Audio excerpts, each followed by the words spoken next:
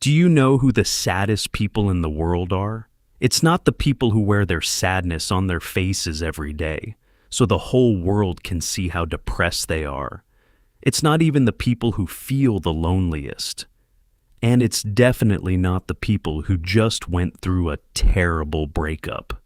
Let me tell you about Frank. Frank was an ordinary boy.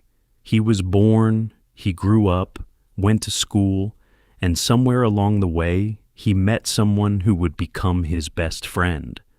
You know how childhood friendships are. You don't really think about how important they are. You just assume they'll always be there. Frank and his best friend did almost everything together. They went to the same middle school, then the same high school. They grew up together. They talked about the future, and like most kids, they probably assumed that somehow, some way, they would remain friends forever. Then college came. And for the first time, life decided to separate them. They went to different schools, different states, different lives. At first, Frank tried to keep the friendship alive. He called, he texted, he tried to make plans, but his best friend was busy. He had new friends now, parties, classes, new experiences, a whole new life. And eventually, Frank began to realize something painful.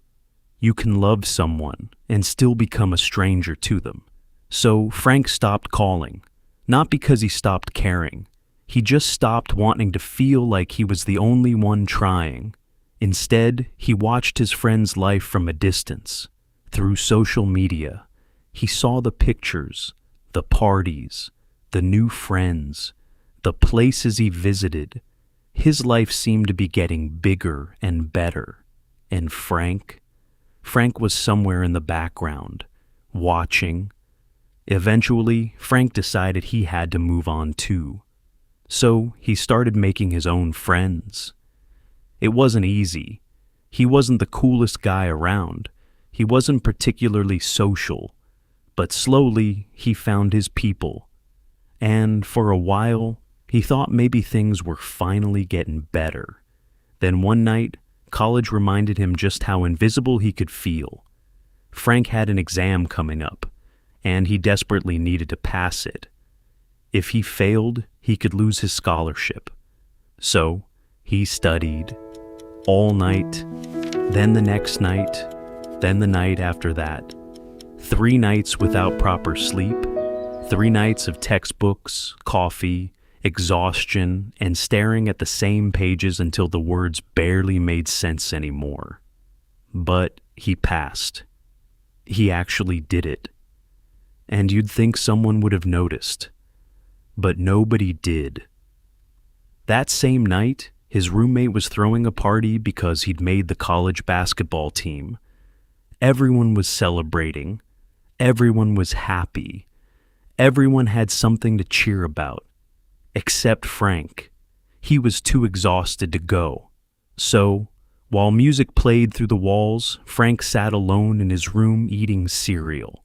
He had just accomplished something that could determine his future, and nobody even knew. Maybe that's when Frank first learned something he would carry for years. Sometimes you can win something important and still feel like you've lost. Eventually, college ended. Frank graduated, and just like that, everyone went their separate ways. Frank returned to his hometown hoping to find a job. He didn't have enough money for an apartment, so he moved back into his parents' house. Back into the same room he'd grown up in, the same walls, the same ceiling, the same place he'd once dreamed about escaping. Meanwhile, his college friends seemed to be moving at an entirely different speed. Some had gotten jobs, some had started businesses, some had moved into their own apartments. They were traveling, building careers, meeting people, living, and Frank was still at home, still trying to figure things out. Eventually, he found a job. It wasn't the job he dreamed about. He became a cashier at a supermarket. It wasn't glamorous, it wasn't impressive, but it paid enough for him to rent a tiny apartment. So, Frank moved out. Finally, he had his own place. It wasn't much. One room, a few pieces of furniture, and apparently a rat who had decided that Frank's apartment was also his apartment. The rat didn't pay rent, didn't contribute to the electricity bill, stole Frank's food, and somehow still refused to move out. Frank hated him, but honestly, he was probably the closest thing Frank had to a roommate. Then one ordinary day, something happened that Frank wasn't prepared for. He was working behind the supermarket counter when a man walked through the doors. The man looked confident, well-dressed, successful. He looked like someone who had figured life out. Frank felt a small stab of envy. How is someone around my age living like that while I'm standing behind a supermarket counter? Then the man looked at him, and Frank realized who it was. It was his old best friend. After all those years, they were standing in the same town again. The two friends caught up. They talked, they laughed. For a moment, Frank almost forgot how much time had passed. Then his friend told him why he had come back. He was getting married. Frank smiled. He was genuinely happy for him. His best friend wasn't just successful. He had found the love of his life too.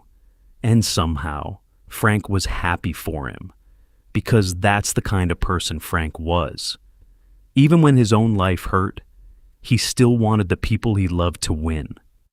That night, Frank went home, and he couldn't sleep. So, he opened his phone, he started scrolling. First, his old best friend's profile, then his old college friends, one after another. And as he looked through their lives, something slowly became clear. They hadn't just moved on. They would evolve without him. Everyone seemed to have somewhere to go, someone to love, something to build, something to celebrate. And Frank was lying alone in a one-room apartment, thinking about going back to a job where most of his co-workers were younger than him. He looked around his room, at the cheap furniture, at the empty walls, at the food the rat had probably stolen again. And suddenly, all the little things he'd been ignoring started becoming impossible to ignore. He thought about how hard he'd worked to get into college, how many nights he'd studied, how hard he'd worked to pay his tuition, how he'd sacrificed, how he'd tried. And yet somehow, it seemed like everyone else had gotten somewhere faster. He wondered, why does everything seem so easy for them? Why did they move on so easily? Do they ever think about me? Do they ever miss me? When am I going to get my turn? And perhaps the question that hurt the most, when am I finally going to feel like I'm winning? But Frank wasn't angry. He wasn't jealous. At least, not really. He didn't want his friends to fail. He wanted them to succeed. He wanted them to be happy. He just wanted to know what it felt like to have something good happen to him too. Because sometimes, the hardest thing isn't watching someone get something you want. It's watching everyone you love get it while wondering when it will finally be your turn. And that's why I think the saddest people in the world aren't necessarily the loneliest people, or the people going through heartbreak, or even the people who are openly depressed. Sometimes they're the people who feel stuck, the people who wake up every morning and feel like the world is moving at a speed they can't keep up with, the people who look at their old friends and wonder when they became strangers, the people who celebrate everyone else's victories while quietly wondering why nobody seems to notice their own. They're the people who carry so much in their hearts.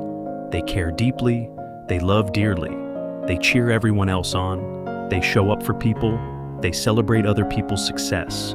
And when someone they love finally wins, they're usually the first person clapping. But deep down, there's a small part of them wondering, when will somebody clap for me? And maybe that's the saddest part. Not that Frank had failed, not that his friends had moved on, not that his life was over, but that somewhere along the way, Frank had started believing that everyone else's life was beginning while his own was already passing him by. And maybe you felt that way too. Maybe you're watching your friends get married, get jobs, move out, start businesses, travel, fall in love, build lives, and you're sitting somewhere wondering if you've somehow missed your chance, if everyone else received a map and you didn't. But here's the thing, Frank couldn't see that night. Being behind isn't the same thing as being finished. Some people find love at 20, some at 30, some at 40, some build their careers early. Others spend years trying to figure out what they actually want. Some people look like they're winning long before they actually are. And some people spend years thinking they've lost, only to realize they were simply taking a different road, because life isn't a race. And the fact that someone else arrived somewhere before you doesn't mean you missed your destination. So, if you're Frank right now, if you're sitting in your room, scrolling through somebody else's life, wondering why yours doesn't look like theirs, don't let their timeline become the measurement for your life. You haven't necessarily been left behind. You're still moving.